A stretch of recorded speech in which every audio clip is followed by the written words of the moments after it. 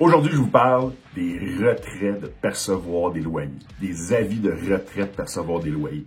Qu'est-ce que c'est ça?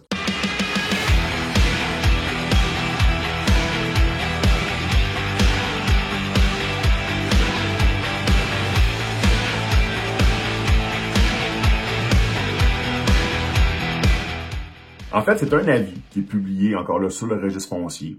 C'est un avis que la différence de toutes les autres, en fait, c'est que lui, il n'est pas remis au propriétaire. Okay? Il est remis au locataire. Donc, au locataire du propriétaire qui est en défaut. Très, très, très souvent, ok, je vais dire 98% du temps, là, un retrait de percevoir des loyers vient accompagné d'un avis de 60 jours, d'un préavis d'exercice. Okay? Pas tout le temps, mais extrêmement souvent. Okay? Donc, le classique, c'est que le propriétaire tombe en défaut de son créancier. Donc, ne paye pas son hypothèque. Donc, lui, il va recevoir un préavis d'exercice, un avis de 60 jours, que la banque va lui dire, ben là, tu ne me payes plus.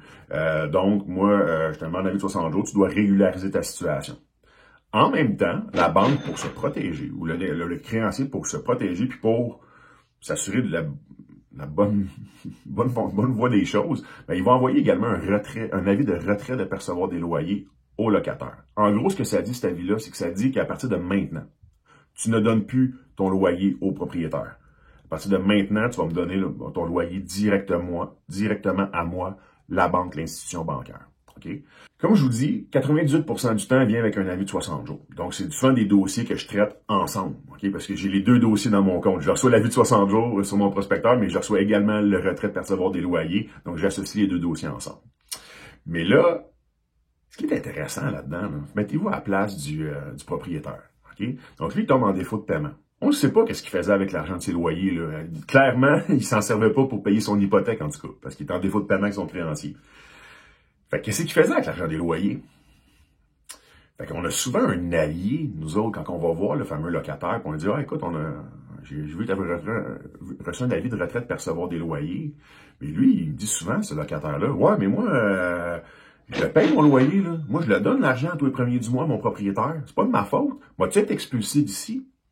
Fait que c'est souvent une personne qui va beaucoup pouvoir nous aider dans notre prospection, qui va pouvoir nous remettre le numéro de téléphone du propriétaire, par exemple.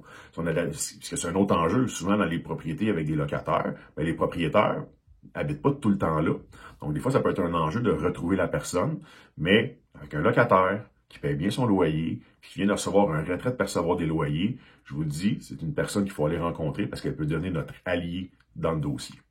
Donc, c'est vraiment pour ça que j'aime beaucoup les retraits de percevoir des loyers. Mais encore là, je les mets dans l'ordre, c'est pas l'avis qui m'a rapporté le plus d'argent.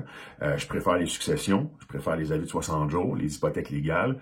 Mais le retrait de percevoir des loyers vient ajouter une belle cerise sur le sundae sur un dossier, je dirais. Quand il y a ça en plus, ben, c'est un autre signe que le vendeur ne touche plus ses revenus, le propriétaire ne touche plus ses loyers. Donc, il peut se mettre dans le pétrin encore plus. Donc, encore là, il faut qu'il trouve une solution rapidement. Donc, c'est pour ça que j'aime beaucoup les retraits de percevoir des loyers. C'est un indicateur extrêmement utile pour nous, les prospecteurs. Donc, vous avez aimé mon vidéo, likez la vidéo, puis j'ai d'autres contenus pour vous. Donc, on se voit dans la prochaine vidéo.